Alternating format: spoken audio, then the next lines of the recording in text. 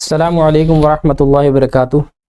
So today we have a special session, or because today we solve an assignment TMA. तो हुआ क्या इस साल से बोर्ड ने क्या किया, board NIS national institute of open schooling, board ने क्या किया, they divided a whole syllabus into two parts. First part is TMA and another part is final exam. Okay. Before this batch अगर हम बात करें तो TMA सॉल्व करना होता था असाइनमेंट, और you will upload this assignment on NIS portal. आप उस पर अपने जाकर असाइनमेंट ऑनलाइन पोर्टल पर सबमिट कर देंगे. सॉल्व कीजिए, then click the photos of all assignment और उसको सबमिट कर दीजिए. ठीक है जी. Then final exam. Final exam में क्या होगा, तो अराउंड भाई 20 मार्क्स का TMA and 80 marks for final exam. ये आपका टोटल होता है. अच्छा, इससे पहले क्या होता था, इस बैच से पहले कि जो सिलेबस था उसमें TMA आता था, TMA भी करते थे हम लोग, और फिर पूरा सिलेबस हम फाइनल एग्जाम में भी पढ़ते थे. ये होता था आज से पहले. लेकिन आपके लिए क्या ही बड़ा बेनिफिट आया है, मतलब क्या ही बड़ा बेनिफिट हुआ. क्या है कि बोर्ड कहता है जो जो चैप्टर्स TMA में आते हैं, TMA में जिस चैप्टर के क्वेश्चंस होंगे वो चैप्टर्स फाइनल एग्जाम में नहीं आएंगे. मतलब पहले आपको पूरा सिलेबस अराउंड 22 चैप्टर्स याद करने पड़ते थे, पूरे चैप्टर्स वो फाइनल एग्जाम में आते थे. अब हुआ क्या, around 6 to 7 chapters come in TMA. तो अगर वो 6 से 7 चैप्टर TMA का पार्ट है तो वो फाइनल एग्जाम का पार्ट नहीं. तो फाइनल एग्जाम के लिए आपका जो बर्डन है, लर्निंग बर्डन, वो रिड्यूस हो गया. ये आपके लिए बहुत बड़ा प्लस पॉइंट है.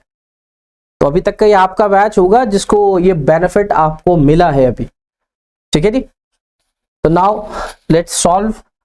तो TMA कैसे सॉल्व करना है मैं आपको पर्सनली गाइड करता हूं. बहुत ध्यान से देखना TMA कैसे सॉल्व करना है. सॉल्व करने के लिए बहुत सीधा सा तरीका है. आप लाइन शीट्स ले लीजिए, A4 लाइन शीट, सिंपल सी. ठीक है जी. उसका फ्रंट पेज ब्लैंक रखिए, और फ्रंट पेज के लिए आप क्या करिए, एक जो है शीट लीजिए, और शीट के ऊपर बेसिक चीजें, जैसे क्या क्या है, योर नेम,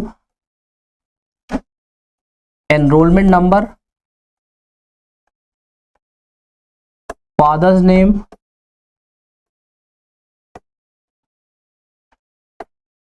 ठीक है जी, and address,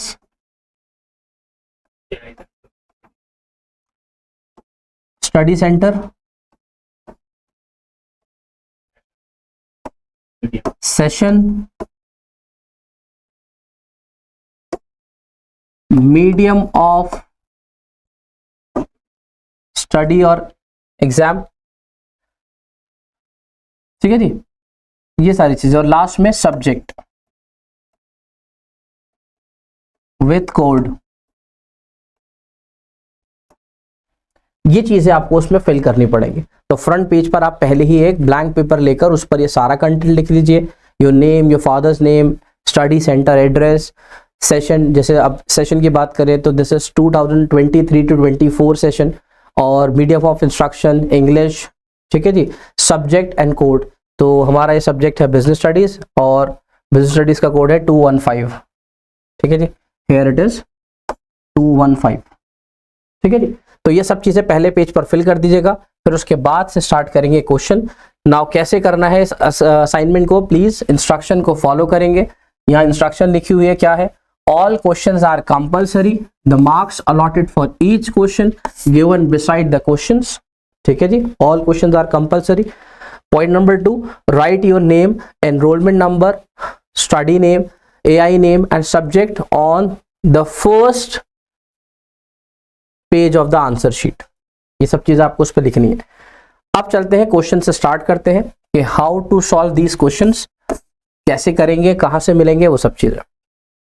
now come to the first question. Question A, exchange of culture between nations becomes possible because of transport.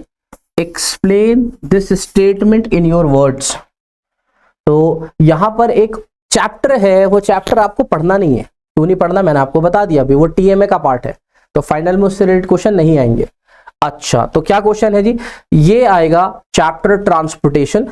Chapter transportation कौन सा चैप्टर है, लेसन नंबर 5 में है। तो मैं अभी आपको लेसन नंबर 5 ओपन कर देता हूं, आप लेसन नंबर 5 में देख लीजिए। उससे पहले आप चाहे तो एक बार फिर दोबारा क्वेश्चन देख लीजिए, क्या लिखा हुआ है क्वेश्चन में। Exchange of culture between nations become possible because of transport. So this is an importance of transportation, के ट्रांसपोर्टेशन के through we exchange culture between nations through transportation. तो क्या करना है हमें यहाँ पर, इंपॉर्टेंस ऑफ ट्रांसपोर्टेशन देखना है, इंपॉर्टेंस ऑफ ट्रांसपोर्टेशन। ठीक है, सेकंड क्वेश्चन की तरफ देख लेते हैं, फिर दोनों के आंसर्स कर लेंगे। Second question is, transport help in raising standard of living of the people, if agreed explain how and what are the benefits facilitated by transports. तो पॉइंट नंबर 1 अगेन, कि it helps in raising standard of living, again importance of transportation. Then if you are agreed with this statement, explain how and what are the benefits facilitated by transport, यानी आपको यहाँ benefits भी बताने पड़ेंगे। चलिए chapter number 5 पे चलते हैं। चैप्टर नंबर 5 मॉड्यूल 3 के अंदर आता है। Module 3 is service sector. This whole module is related to service part. ठीक है जी, सर्विस पार्ट में हम देखते हैं, ठीक है, सर्विस सेक्टर में फर्स्ट चैप्टर है हमारा ट्रांसपोर्ट सर्विस, यानी चैप्टर नंबर 5। आप देखिए चैप्टर नंबर 5। ओके, तो सबसे पहले वो द मीनिंग ऑफ ट्रांसपोर्टेशन। तो आप सब जानते ही हो बेसिकली ट्रांसपोर्टेशन का मतलब क्या होता है। Transportation means physical movement of good और individuals from one place to another place. बहुत सिंपल सा है, people are travelling regularly from Delhi to Mumbai, Delhi to south India and different places in the world. करते हैं ना ट्रैवलिंग, हाँ जी ट्रैवलिंग करते हैं। तो travelling is a part of transportation, यानी मूवमेंट है आपकी। अगर आप एक जगह से मूव करके किसी दूसरे प्लेस पे जाते हो, this is we call transportation. ठीक है जी, तो ट्रांसपोर्टेशन सिर्फ लोगों का नहीं होता, ट्रांसपोर्टेशन गुड्स का भी होता है। अच्छा, गुड्स का कैसे ट्रांसपोर्टेशन होता है, थ्रू रेलवेज। आपने देखा होगा कितना सारा सामान है जो रेलवेज के अंदर आता है, और वो सारा सामान from one place to another place transfer हो जाता है। आपने एयरपोर्ट्स पे देखा होगा कितने सारे पार्सल्स, कितने सारे कोरियर्स होते हैं जो ट्रांसपोर्टेशन यानी एयर के थ्रू जाते हैं एक प्लेस से दूसरी प्लेस पर। और दिल्ली मेट्रो है आपके पास, ठीक है जी, मेट्रो सर्विस है, बस है, ट्रक्स है, ये सब रोड ट्रांसपोर्ट का पार्ट है जो बेसिकली रोड से रिलेटेड है। ऐसे ही कुछ एयर ट्रांसपोर्ट से रिलेटेड जो बेसिकली एयर से रिलेटेड है।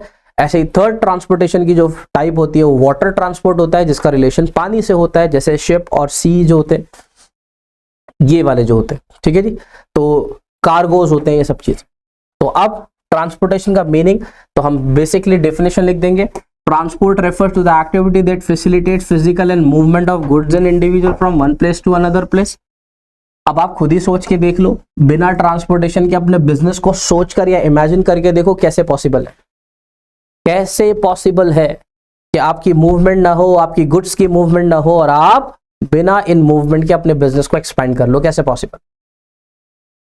कैसे हमारी बहुत सारी पार्टीज, कौन से बहुत सारे हमारे क्लाइंट्स डिफरेंट प्लेसेस से होते हैं, डिफरेंट कंट्रीज से बिलोंग करते हैं, और हम उनको सामान बेचते हैं, एक्सपोर्ट भी करते हैं, उनसे इंपोर्ट भी करते हैं, हमारे सारे काम करते हैं ना, थ्रू ट्रांसपोर्टेशन तो होता है sir.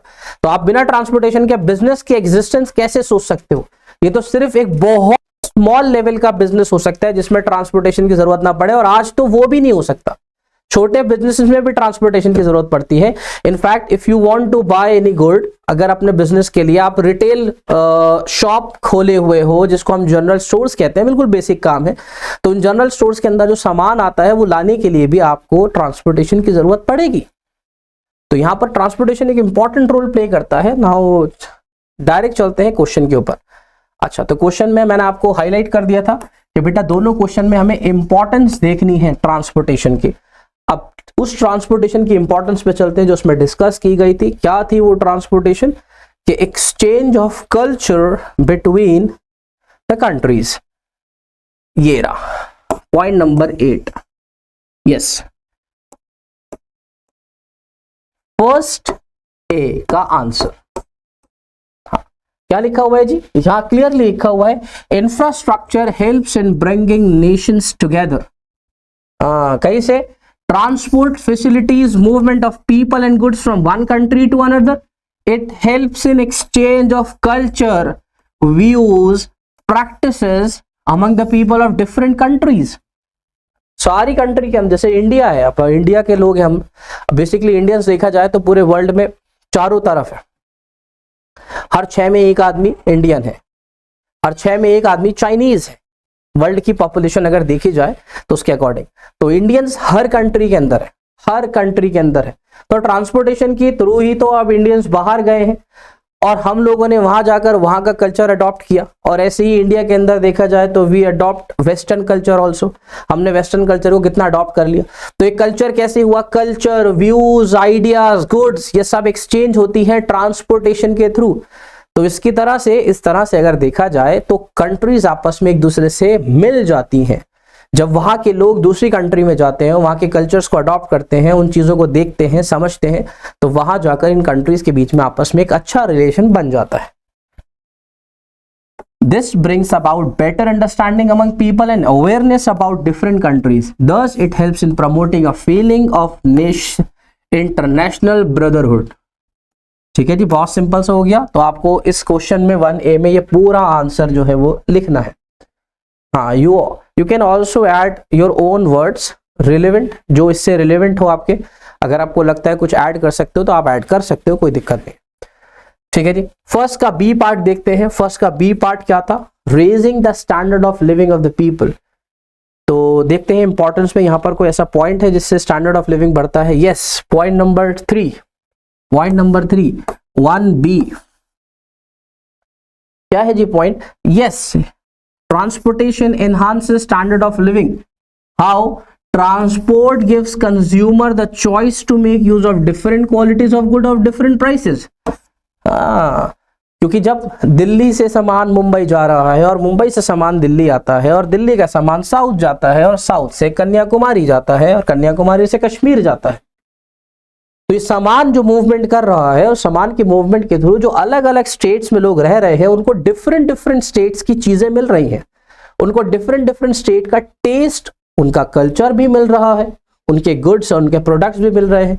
That is why consumer have the wider choice. उसके पास एक बहुत बड़ी चॉइस है जहां से उनका स्टैंडर्ड ऑफ लिविंग रेज होने लगता है। Different choices, different quality of goods, ये सब चीजें आपको मिलती है। तो यहां पर आपको ये लिखना पड़ेगा। Then you have to mention importance of transportation also, कि ट्रांसपोर्टेशन हमारे लिए क्या क्या हेल्प कर सकता है। आप सिंपल वर्ड्स में उसको लिख सकते हैं। ठीक है जी, तो फर्स्ट क्वेश्चन का हमारा ए और बी का आंसर हो गया। एक चीज नोट कर लीजिएगा प्लीज ध्यान से, सॉल्व करने से पहले यहां लिखा हुआ है answer any one of the following question. Please don't attempt both the parts, you just attempt only one part in each question। तो आप A और B कोई सा भी एक कर सकते हैं। तो my suggestion is कि आप फर्स्ट का A पार्ट कर लें, फर्स्ट का A पार्ट आप कर लें। ठीक है जी, बाकी आपकी चॉइस है, आप दोनों में से कोई भी कर सकते हो। Now come to the next question. Second question क्या है जी? क्वेश्चन, हाँ ये रहा। Answer again, answer one of the following question. आपको फिर दोबारा दो में से एक क्वेश्चन करना है, वही कितने वर्ड्स में? 40 to 60 वर्ड्स के अंदर अपना आंसर देना है। हाँ, ABC company has a warehouse situated in Mumbai. which helps in continuous production of goods. Explain the ways it helps in production in your own words. ABC एक company है, okay, company का एक ware house है, कहां पर है जी, मुंबई में है, और ये वेयर हाउस हेल्प करता है कॉन्टिन्यूस प्रोडक्शन ऑफ गुड में. Explain the ways in it helps in production in your own words. आपके अकॉर्डिंग ये कैसे उनकी हेल्प करेगा, अपने वर्ड्स में एक्सप्लेन कीजिए.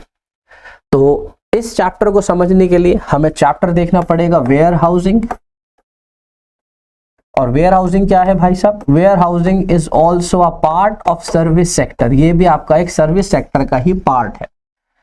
सर वेयर हाउसिंग क्या होता है, बहुत सिंपल सी चीज है भाई. अगर आपने कोई गुड प्रोड्यूस की है, प्रोड्यूस करते ही सडनली तो वो ऐसा तो नहीं होता इंस्टेंटली वो बिक जाएगी. तो सामान प्रोड्यूस करने के बाद उसको हमें स्टोर करना पड़ता है. स्टोर के लिए वी नीड वेयर हाउसेस. ठीक है जी, वेयर हाउस आपको चाहिए.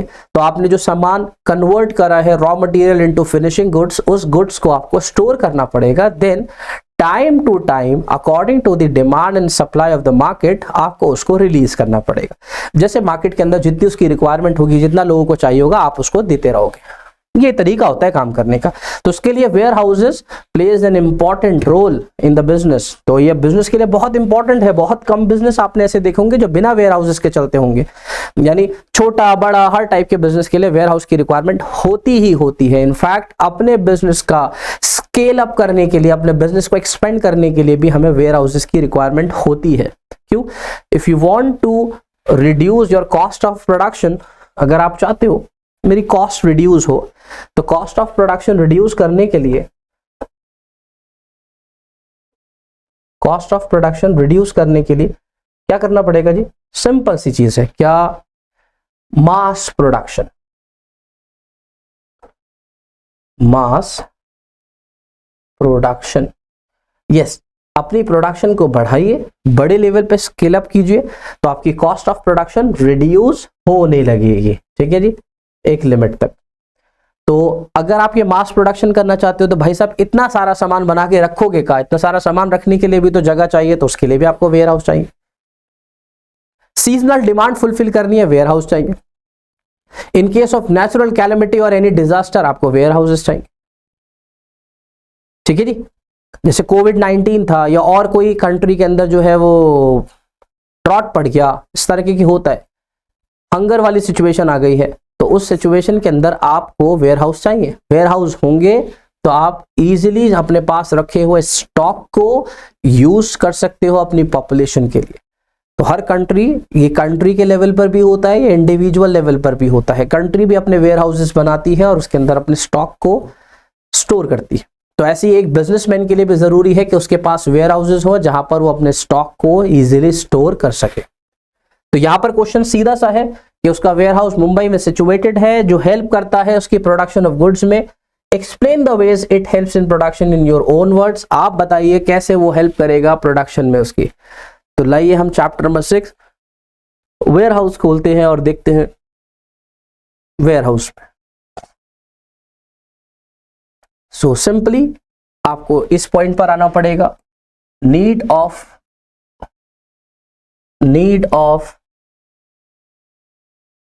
Where houses. यस, क्यों जरूरत है जी मुझे, तो यहां पर आप पॉइंट देखेंगे. तो मैंने आपको अभी पॉइंट बताता हुआ चल रहा हूं. सीजनल प्रोडक्शन के लिए आपको वेयर हाउसेस की जरूरत है. सीजनल डिमांड फुलफिल करने के लिए यू नीड वेयर हाउसेस. और लार्ज स्केल प्रोडक्शन के लिए आपको वेयर हाउसेस चाहिए. और ये आ गया आपका पॉइंट. ये देखिए पॉइंट नंबर 5, सिंपल सा, how warehouses helps in continuous production. सीधा सा पॉइंट.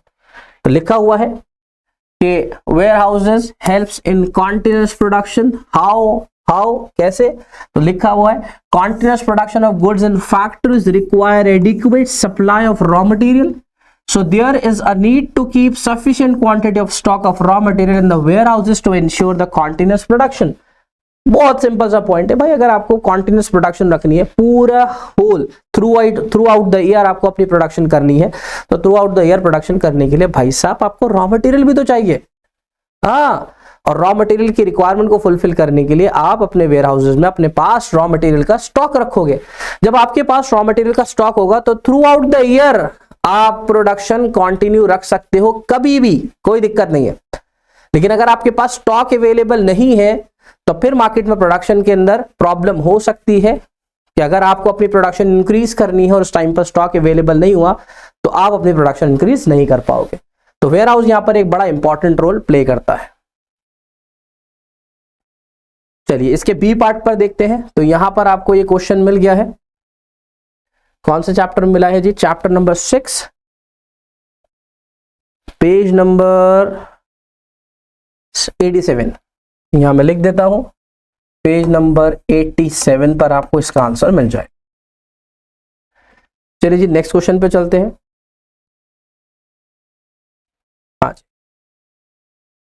हाँ, B part.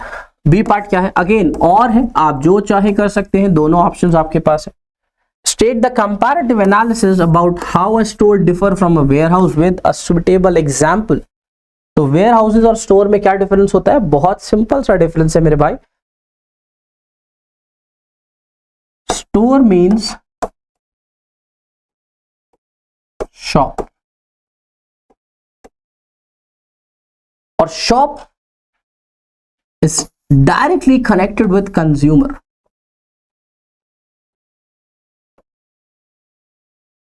Directly.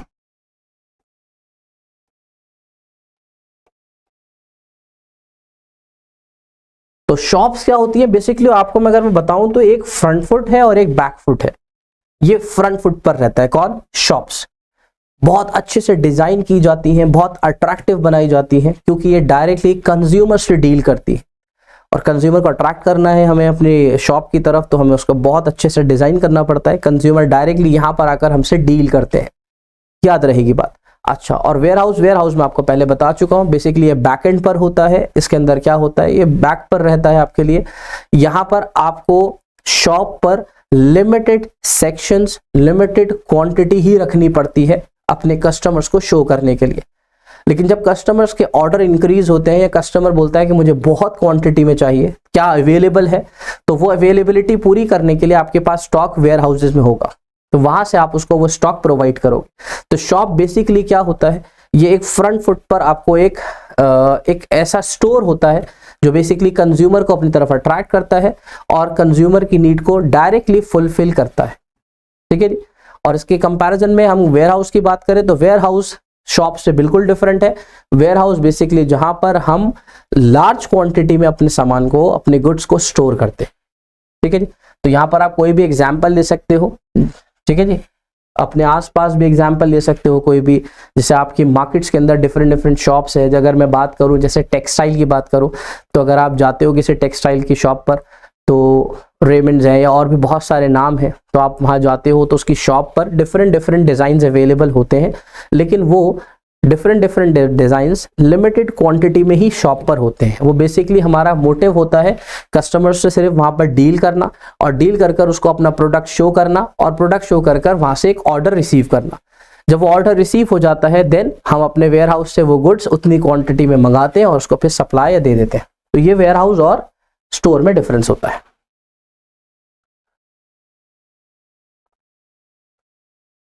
Point number 3 की तरफ चलते हैं जी। Question number 3, again one of the following question, 40-60 words में अपना आंसर देना है आपने, और यहां पर भी आपको एक क्वेश्चन अटेम्प्ट करना है। तो यहां पर आपके पास 2 क्वेश्चंस हैं। क्वेश्चन देखते हैं, पहला क्या है जी? क्वेश्चन है, पोस्ट ऑफिसेस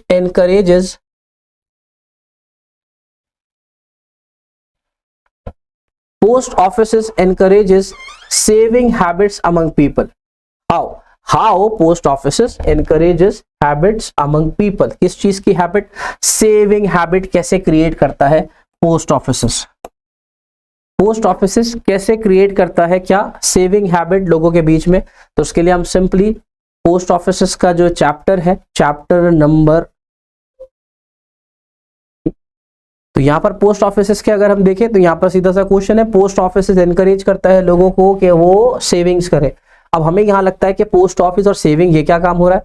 तो मेरे भाई पोस्ट ऑफिसेस अब बहुत एक्सपेंड हो चुके हैं। आपको लगता होगा कि पोस्ट ऑफिसेस ये वही प्लेस था जहां पर हम लोग बेसिकली अपने लेटर्स, अपने पोस्ट कार्ड देते थे और ये पोस्ट कार्ड हमारे फिर पोस्ट ऑफिस के थ्रू जो रिसीवर तक वहां तक पहुंचते थे, ठीक है जी। तो पोस्ट ऑफिस सिर्फ आपके पोस्ट कार्ड और आपके मैसेजेस ही ट्रांसफर नहीं करते, बल्कि वो मनी ट्रांसफर का भी काम करता है। Post office also perform few banking services also like saving deposits।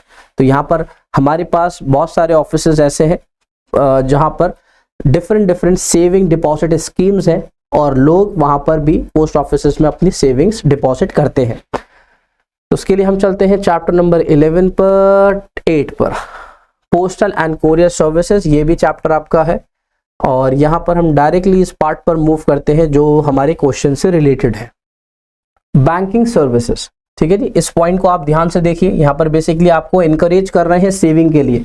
तो यहाँ पर हमें पोस्ट ऑफिस का वो फंक्शन देखना है जो बैंकिंग वाला फंक्शन होता है। तो जैसे बैंक के पास हम लोग पैसा डिपॉजिट करते हैं, ऐसे पोस्ट ऑफिस भी कुछ बैंकिंग सर्विसेज दे रहा है। वो बैंकिंग सर्विसेज क्या है वो आपके सामने आ गई है। तो बैंकिंग सर्विस में देखते हैं हम क्या है। तो उसने सिंपल से बोला लोगों को इनकरेज करता है पोस्ट ऑफिस सेविंग्स के लिए। एक्सप्लेन एनी 2 स्कीम्स, तो आपको कोई 2 स्कीम्स उसके बारे में बतानी है। यहां पर देयर आर वेरियस स्कीम्स, देखिए there are various schemes given in this chapter. कोई सी भी 2 लिख लीजिए। सबसे पहले है post office saving bank account, बहुत सिंपल सा। हाँ जी, in this type of account in which we can deposit our saving in post offices and withdraw it whenever required. बिल्कुल बैंक की तरह ही है, आप अपनी सेविंग्स को डिपॉजिट कर सकते हैं और you can withdraw any time when it is required. A minimum amount of rupees is 50 is required to open the account. अगर आप ये अकाउंट ओपन कराना चाहते हो तो मिनिमम 50 रुपीज की रिक्वायरमेंट है। And we can deposit a maximum rupee 1 lakh. तो यहाँ पर अब आपके साथ एक लिमिट आ गई है कि यहाँ पर आप स्मॉल सेविंग से डिपॉजिट कर सकते हैं। स्मॉल सेविंग में क्यों बोल रहा हूं, क्योंकि 1 लाख से ऊपर ज्यादा एक्सीड नहीं कर पाएगा।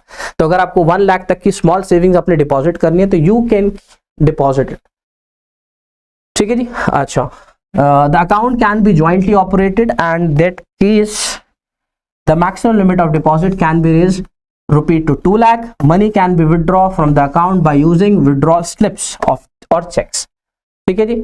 And post offices pay interest on your deposit as according to banking service, ठीक है जी। तो जैसे बैंक आपको पे करता है, सिमिलरली इंश्योरेंस पोस्ट ऑफिस भी आपके लिए ये सर्विसेज प्रोवाइड करता है। उसके अंदर आपके पास एक सिंपल सा पोस्ट ऑफिस सेविंग अकाउंट हो गया। उसके लिए मिनिमम आपको 50 रुपीज का बैलेंस चाहिए, मैक्सिमम आप 1 लाख रुपीज, और ज्वाइंटली अकाउंट है तो 2 लाख रुपए तक रख सकते हो।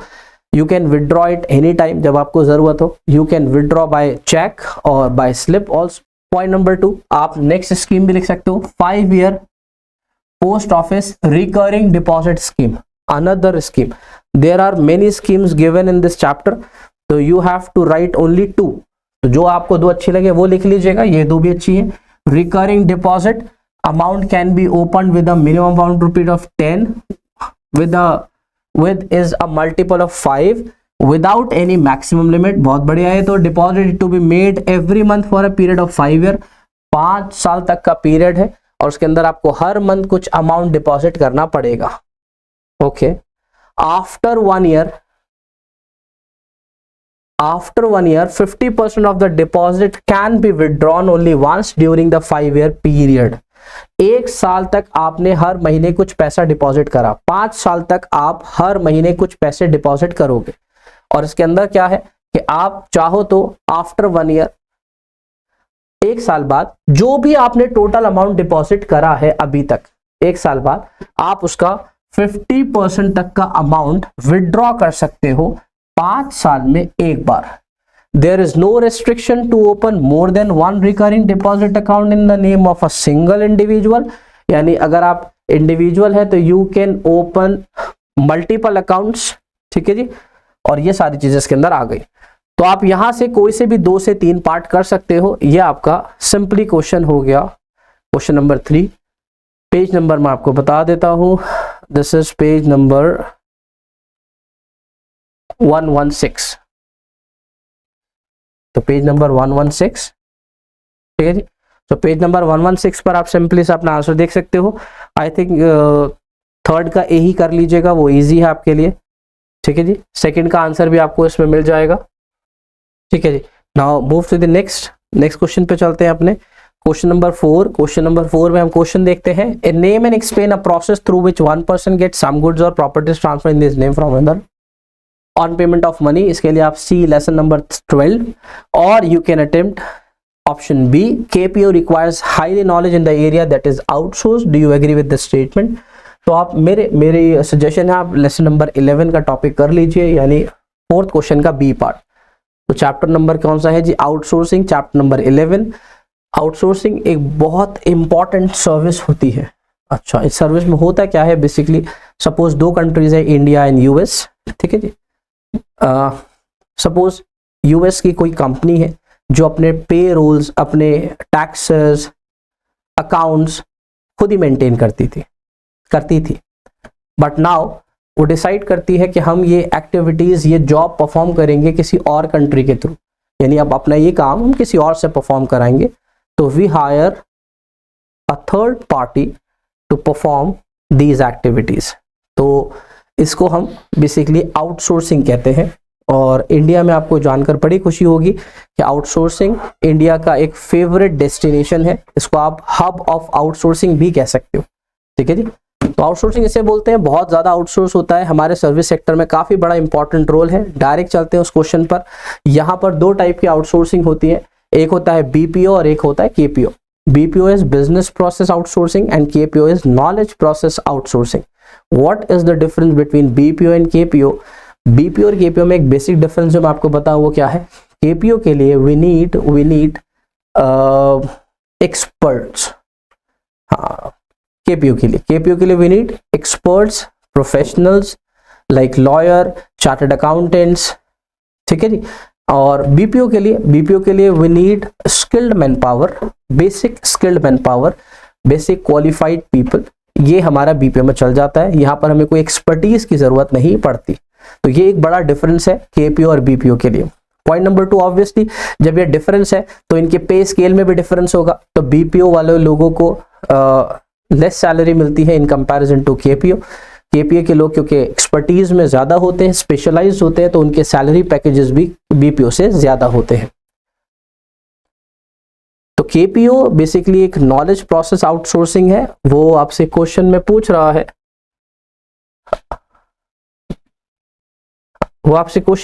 है, that it requires highly knowledge in the area that is outsource. तो हम यहां पर आंसर लिखेंगे यस। केपीओ के केस में आप बिल्कुल भी ऐसा नहीं सोच सकते कि आपको ठीक है, तो यहां पर केपीओ के अंदर आप यहां आ जाइए। ठीक है, यहां यस, दिस पैराग्राफ।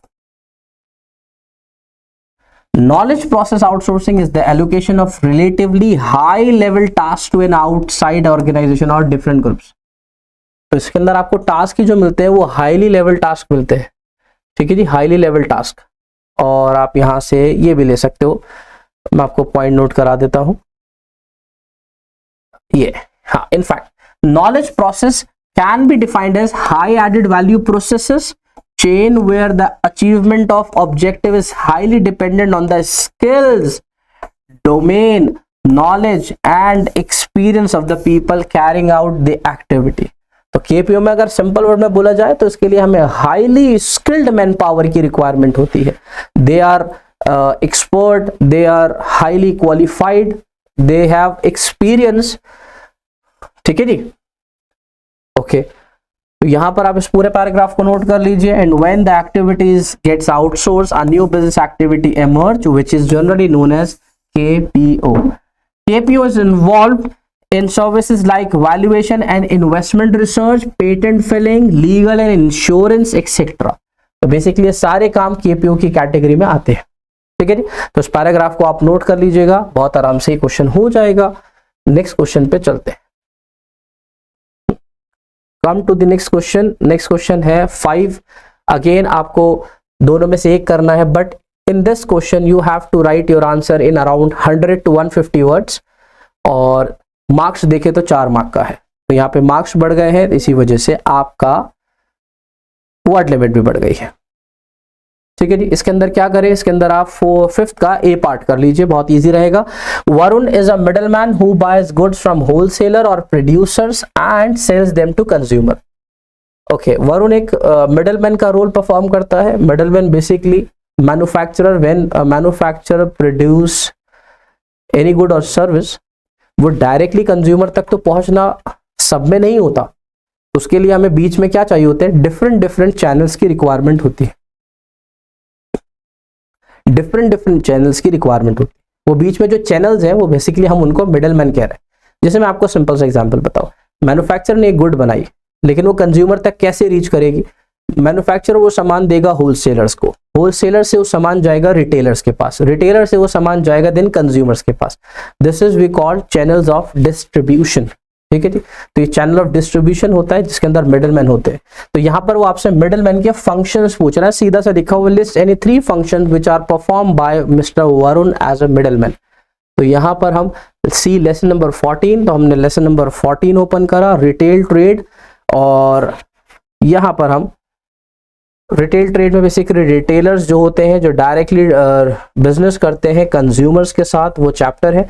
इसके अंदर रिटेलर्स में डिफरेंट टाइप्स होते हैं आपके पास, रिटेल स्टोर्स होते हैं, जनरल स्टोर्स होते हैं, स्पेशलिटी स्टोर्स होते हैं, वन लाइन गुड्स होती है, लार्ज स्केल पर भी आपके पास यहाँ गुड्स अवेलेबल होते हैं। लेकिन हमें कहाँ जाना है, हमें फंक्शंस पे देखना है, तो हम डायरेक्टली चलते हैं फंक्शंस की तरफ। फंक्शंस ऑफ मिडलमैन कहाँ है, super bazaar, advantages of super bazaar, departmental store and super bazaar, multiple shops, features of multiple shops, malls, outlets, tele shopping. देखिए यहां पर आंसर आ गया आपका, retailers are the middlemen who buy goods from wholesalers or producers and sell them to consumers. They deal in goods in small quantities. याद रखिएगा बात। अब आगे आते हैं। Retailer perform the functions of buying, assembling, storage of goods, provide credit facility, render personal services, take risk, display the goods in store और showrooms। ये सारे काम उस middleman के हैं, सारे काम उस मिडलमैन के हैं जो वो परफॉर्म करता है। तो आप यहां से अपना सिंपल सा आंसर नोट कर सकते हैं, और आप चाहें तो चैप्टर की स्टार्टिंग के अंदर भी इस क्वेश्चन का आंसर कर सकते हैं। चलिए लास्ट क्वेश्चन पे चलते हैं। अपना क्वेश्चन नंबर 6 है। क्वेश्चन नंबर 6, यहां पर भी आपके पास 2 ऑप्शंस है, और अगेन आपको यहां पर एक क्वेश्चन करना है। Prepare any one project out of the following projects given below. यहाँ पर एक प्रोजेक्ट की फॉर्म में आपको ये आंसर लिखना है। वो क्या है, mister Aman is a manufacturer and miss Geeta is a consumer. ठीक है जी, one person is manufacturer and Geeta is a consumer. State any one importance of sales promotion for both mister Aman and missus Geeta. See lesson number 16। Lesson number 16 में चलते हैं, और chapter का नाम ही sales promotion and personal selling है। तो हमें यहाँ पर जाकर थोड़ा सा केस स्टडी बनाना है। केस स्टडी के अंदर आप सेल्स प्रमोशन बताओगे, तो what is sales promotion? Sales promotion means how to increase sales through various techniques. तो आपके पास डिफरेंट टेक्निक्स होती है। जैसे suppose when you buy toothpaste you can get free brush. ठीक है जी, अगर आप एक बड़ा आटा खरीदते हो, आटे का पैकेट, तो उसके साथ यू विल गेट 1 kg बेसन। ये सब स्कीम्स आपने सुनी होंगी, ये स्कीम्स चलती हैं। ये स्कीम्स क्या होती हैं, बेसिकली सेल्स को प्रमोट करने के लिए और सेल्स को इंक्रीज करने के लिए यूज की जाती है। आपको कोई सामान खरीदना है, you can buy it on EMI पर आप ये सामान खरीद सकते हो। तो यहाँ पर आ गया, every business wants to increase the sale of goods that he deals in, he can adopt several ways for that person. बहुत सारे अब तरीके हैं आपके पास, जैसे लखपति बनो scheme, 30% extra in pack of 1 kg, scratch card, win a prize, bumper offer. ये सब चीजें आपके, सब चीजें सेल्स प्रमोशन का पार्ट है। ठीक है जी। तो some there are also exchange offer, like in exchange of existing model of television you can get a new model at a reduce price. You have also may observe in their neighbouring. ठीक है जी, ये बहुत चलता है। अब ये सब type हो गए, अब चलते हैं इंपॉर्टेंस ऑफ सेल्स प्रमोशन पे। Business can not survive if its product do not sell in the market. अगर आप सर्वाइव ही नहीं कर पाओगे जब अब तक बिजनेस सेल नहीं होगा, आपकी गुड सेल नहीं होगी। तो all marketing activities are undertaken to increase sale. Producer may spend a lot of money on advertisement and personal selling. ठीक है जी, तो सामान बेचने के लिए आप ये करते हो। अब now from the point of manufacturer, उसको क्या बेनिफिट होता है इन टेक्निक्स का यूज करके? It helps to increase in sales in the competitive market. इन टेक्निक्स का यूज करके आप अपने कॉम्पिटिटिव मार्केट के अंदर अपनी सेल्स को इंक्रीज करते हो, यानी एक टफ कंपटीशन होता है मार्केट के अंदर इन टेक्निक्स का यूज करके। और क्या हो सकता है? ये हमारी हेल्प करता है to introduce new product in the market. अगर आप पहले से सेल्स प्रमोशन टेक्निक्स यूज कर रहे हो, लोग आपके प्रोडक्ट से अवेयर है, तो you can easily introduce your new product. आप अपना नया प्रोडक्ट लेकर आओगे, लोग पहचान लेंगे आराम से, क्योंकि वो पहले से ही जानते हैं। ठीक है जी। When a new product is introduced, there is change of fashion or taste of consumer. Existing stock can be quickly disposed of. आप आराम से निकाल सकते हो। तो यहाँ पर आपको कोई भी लिखने हैं। और कंज्यूमर के पॉइंट ऑफ व्यू से आप क्या कहना चाहोगे? कंज्यूमर के लिए क्या बेनिफिट है? कंज्यूमर के लिए सबसे पहला बेनिफिट है, इन सेल्स प्रमोशन टेक्निक्स के थ्रू आपको डिफरेंट ऑफर्स मिलते हैं, डिफरेंट गुड्स अवेलेबल होती है एट चीपर रेट। आपको सस्ता सामान मिलता है।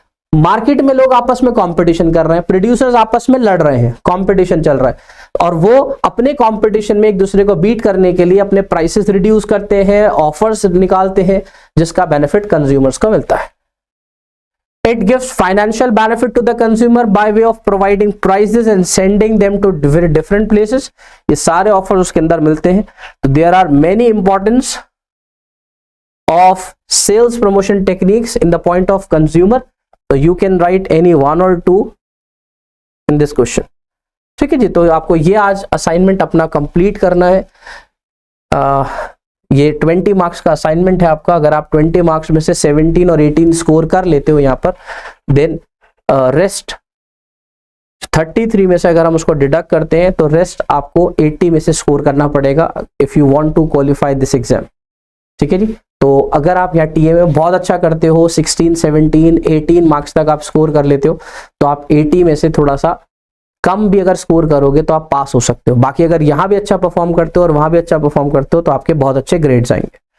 ठीक है जी, तो नेक्स्ट क्लास में मिलेंगे। ओके बाय, थी अल्लाह हाफिज़।